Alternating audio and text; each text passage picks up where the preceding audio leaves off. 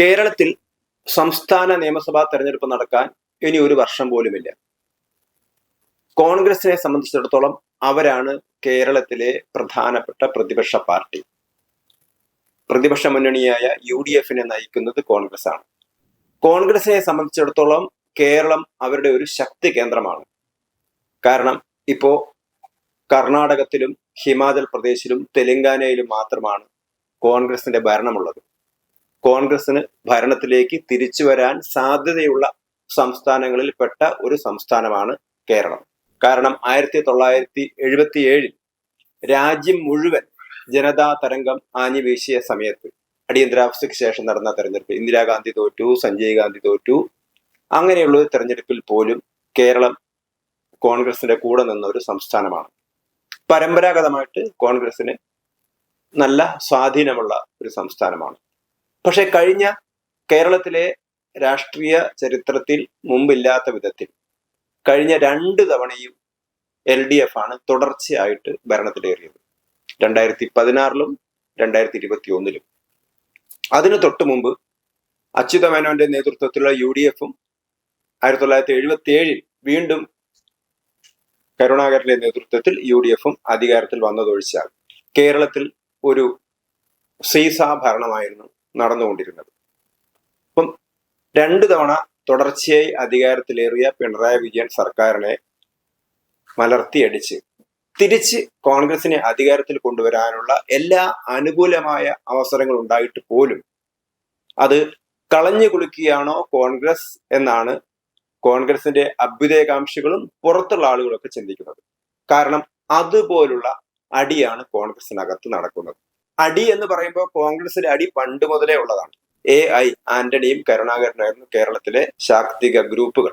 പക്ഷെ ആ ഗ്രൂപ്പുകളൊക്കെ ഏതാണ്ടൊക്കെ നാമാവശേഷമായി കഴിഞ്ഞു. മറ്റ് ചില ഗ്രൂപ്പുകളാണ് ഇപ്പോൾ ഉള്ളത്. ഇപ്പൊ കേരളത്തിലെ കോൺഗ്രസിന് മുമ്പിലുള്ള ഏറ്റവും വലിയ പ്രശ്നം ഇപ്പം വിഴിഞ്ഞം തുറമുഖത്തിൽ ഇപ്പൊ അതിന്റെ നേതൃത്വപരമായ പങ്ക് വഹിക്കുന്ന LDF ആദ്യം മുതൽ അതിനെ ഇല്ലാതാക്കാൻ ശ്രമിച്ച ആളുകളാണ്, അല്ലെങ്കിൽ അവർ വികസനത്തിനെതിരായി നിന്ന ആളുകളാണ്.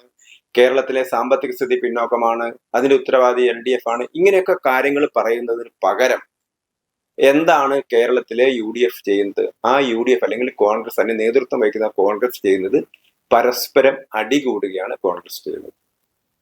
ഇപ്പൊ കോൺഗ്രസിന്റെ KPCC പ്രസിഡന്റ് ആരാണ്? സുധാകരൻ.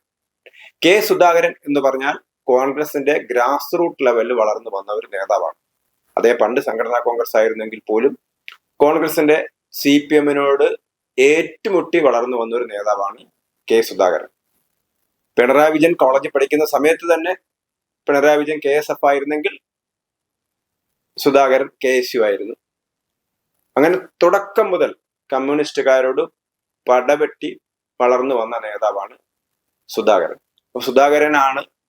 സുധാകരൻ KPCC പ്രസിഡന്റ് ആയ സമയത്താണ് കോൺഗ്രസിനെ ഒരു സെമി കേഡർ പാർട്ടിയാക്കി മാറ്റാൻ, അതായത് CPM-നെ പോലെ അല്ലെങ്കിൽ BJP-യെ പോലെ ഉള്ള ഒരു കേഡർ പാർട്ടി, പിന്നെ കോൺഗ്രസിന്റെ ബഹുജന അടിത്തറ കൂടി കണക്കിലെടുത്തുകൊണ്ട് കോൺഗ്രസിനെ ഒരു സെമി കേഡർ പാർട്ടി ആക്കാനാണ് സുധാകരൻ ശ്രമിച്ചത്.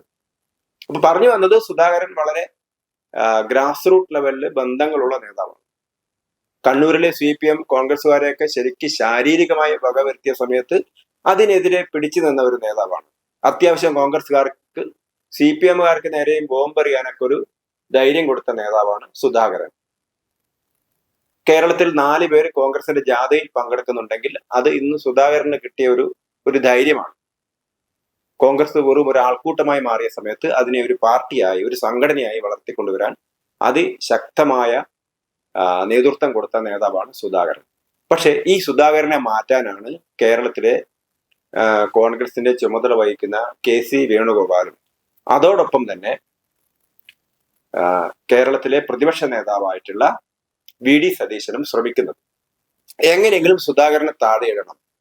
കാരണം നാളെ നടക്കുന്ന നിയമസഭാ തെരഞ്ഞെടുപ്പിൽ, ഒരു വർഷത്തിനുള്ളിൽ നടക്കുന്ന നിയമസഭാ തെരഞ്ഞെടുപ്പിൽ, ആ തെരഞ്ഞെടുപ്പ് കഴിഞ്ഞാൽ മുഖ്യമന്ത്രി പദം അതിനുവേണ്ടി കാത്തുകെട്ടി കിടക്കുന്ന ആളുകളാണ് കോൺഗ്രസിലെ പല നേതാക്കന്മാരും.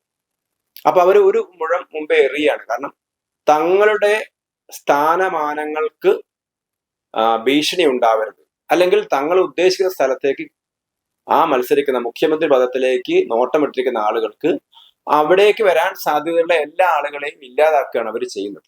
അതുകൊണ്ടാണ് KPCC പ്രസിഡന്റ് സ്ഥാനത്ത് കെ സുധാകരനെ മാറ്റാൻ പോകുന്നത്. പകരം കൊണ്ടുവരാൻ പോകുന്നത് ആരെയാണ്? ആന്റോ ആന്റണി. ഇപ്പൊ ആന്റോ ആന്റണി നേരത്തെ യൂത്ത് കോൺഗ്രസിന്റെ സംസ്ഥാന സെക്രട്ടറി ഒക്കെ ആയിരുന്നു. 80കളുടെ അവസാനം മുതൽ വളരെ സജീവമായ ഒരു നേതാവാണ്. 3-4 തവണ പാർലമെന്റ് അംഗമാണ്. അദ്ദേഹം കോട്ടയത്തുകാരനാണെങ്കിലും അദ്ദേഹം പത്തനംതിട്ട നിന്നാണ് ജയിച്ചു വരുന്നത്.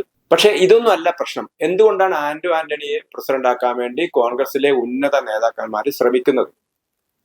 അതിനൊരു കാരണമുണ്ട്. ആദ്യഘട്ടത്തിൽ സുധാകരനെ മാറ്റുമെന്ന ചർച്ച വന്ന സമയത്ത് വളരെ സജീവമായി പരിഗണിക്കപ്പെട്ട പേര് അടൂർ പ്രകാശിൻ്റെതായിരുന്നു. അടൂർ പ്രകാശിന്റെ പേരും ബെന്നി ബെഹനാന്റെ പേരുമായിരുന്നു ഉയർന്നു വന്നിരുന്നത്.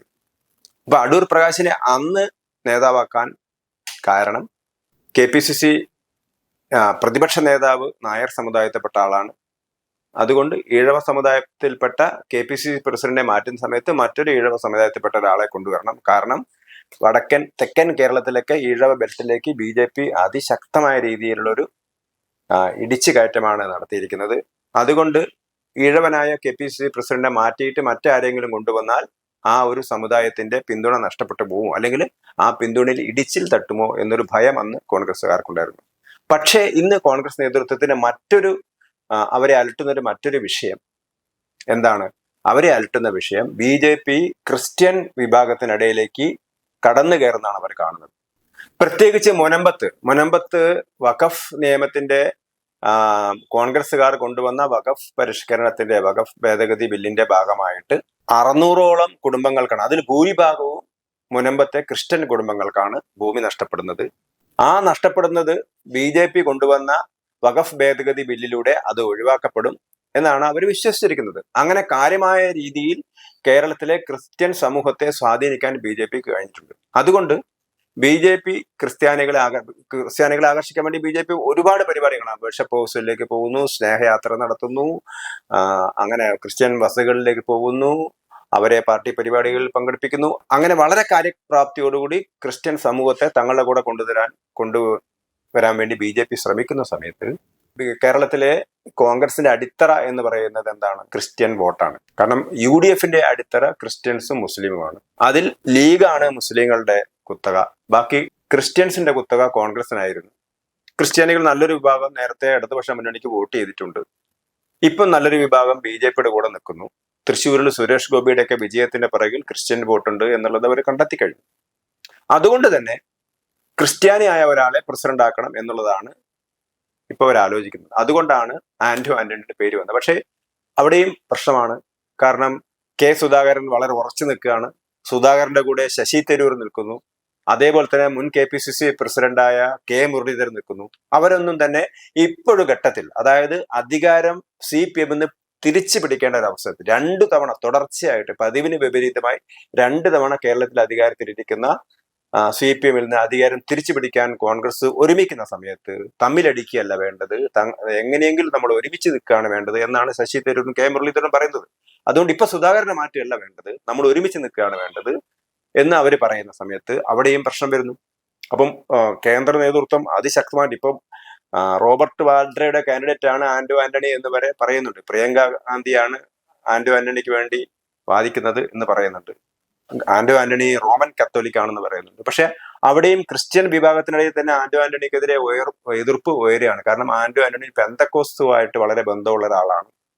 അപ്പൊ അതുകൊണ്ട് മറ്റ് ഓർത്തഡോക്സ് ആയാലും അതേപോലെ തന്നെ കത്തോലിക്കരായാലും അവരൊക്കെ തന്നെ ഈ പെന്തക്കോസ്റ്റുകാരുമായിട്ട് വളരെ വിയോജിപ്പുള്ള ആളുകളാണ്. അപ്പൊ പെന്തക്കോസ്റ്റുകാരനായ അല്ലെങ്കിൽ പെന്തക്കോസ്റ്റുകാരായിട്ട് വളരെ ബന്ധമുള്ള ആന്റോ ആന്റണിയെ പ്രസിഡന്റ് ആക്കുന്നതിന് എതിരായുള്ള എതിർപ്പ് ഉയർന്നു വന്നു കഴിഞ്ഞിരിക്കുന്നു. അപ്പൊ അതുകൊണ്ട് ഒരുപക്ഷെ K സുധാകരൻ തൽക്കാലം സ്ഥാനം ധരിക്കുന്ന രക്ഷപ്പെട്ടേക്കാം. സുധാകരൻ പറയുന്നത് താൻ 1.5 മണിക്കൂർ കോൺഗ്രസിലെ സംഘടനാ കാര്യങ്ങൾ രാഹുൽ ഗാന്ധിയുമായിട്ടും മല്ലികാർജുൻ ഖാർഗെയുമായിട്ട് സംസാരിച്ചു. അവരൊന്നും തന്നെ ഒരു സൂചനയും തനിക്ക് തന്നിട്ടില്ല. തനിക്കെതിരായിട്ട് കളി നടത്തുകയാണ്. ചില പ്രമുഖർ അതിന്റെ പിറകിലുണ്ട്. അതിന്റെ അർത്ഥം KC വേണുഗോപാലും അതോടൊപ്പം തന്നെ VD സതീശനൊക്കെയാണ് തനിക്കെതിരെ കളിക്കുന്നത് എന്ന് അദ്ദേഹം പേര് പറയാതെ പറഞ്ഞിരിക്കുകയാണ്. താൻ അസുഖബാധിതനാണ്, തനിക്ക് പ്രായം കൂടി എന്നൊക്കെയാ പറയുന്നത്. അപ്പൊ ഏതായാലും പിണറായി വിജയന്റെ ജൂനിയർ ആയിട്ട് പഠിച്ച ആളാണ് K സുധാകരൻ. K സുധാകരൻ ഒരിക്കലും ഒരു പ്രായത്തിന് ക്ഷീണം കാണിച്ചിട്ടില്ല. വളരെ ഊർജ്ജസ്വലനായ നേതാവാണ്. വാട എന്ന് പറഞ്ഞാൽ തിരിച്ച് വാട എന്ന് പറയാൻ തൻ്റെയുള്ള ആളാണ്. കോൺഗ്രസിലെ അണികൾക്കിടയിൽ ഏറ്റവും പ്രിയങ്കരനായ നേതാവാണ്. അതുകൊണ്ട് കെ സുധാകരനെ പെട്ടെന്ന് അങ്ങ് മാറ്റാനും കോൺഗ്രസിന് പറ്റില്ല. പക്ഷേ ദേശീയ നേതൃത്വത്തിന് സുധാകരനെ മാറ്റി ആന്റോ ആന്റണിയെ സ്ഥാപിക്കാനാണ് നീക്കം. അതിനെ ശക്തമായിട്ടുള്ളൊരു എതിർപ്പാണ് കേരളത്തിൽ നടക്കുന്നത്. അപ്പൊ അതുകൊണ്ട് തന്നെ കോൺഗ്രസിലെ നേതൃത്വം ഇപ്പൊ ചിന്തിക്കേണ്ടത് എങ്ങനെയെങ്കിലും പിണറായി വിജയനോടുള്ള എതിർപ്പ് കേരളത്തിൽ വളരെ ശക്തമാണ്. അതുകൊണ്ട് എങ്ങനെയെങ്കിലും പിണറായി വിജയനിൽ അധികാരം തിരിച്ചു പിടിക്കാൻ, കാരണം കോൺഗ്രസിന് മറ്റു സംസ്ഥാനങ്ങളൊന്നും കാര്യമായിട്ട് അധികാരമില്ല. 10 വർഷത്തോളത്തിലധികമായിട്ട് കോൺഗ്രസ് ദേശീയ തലത്തിലും അധികാരത്തിന് പുറത്താണ്.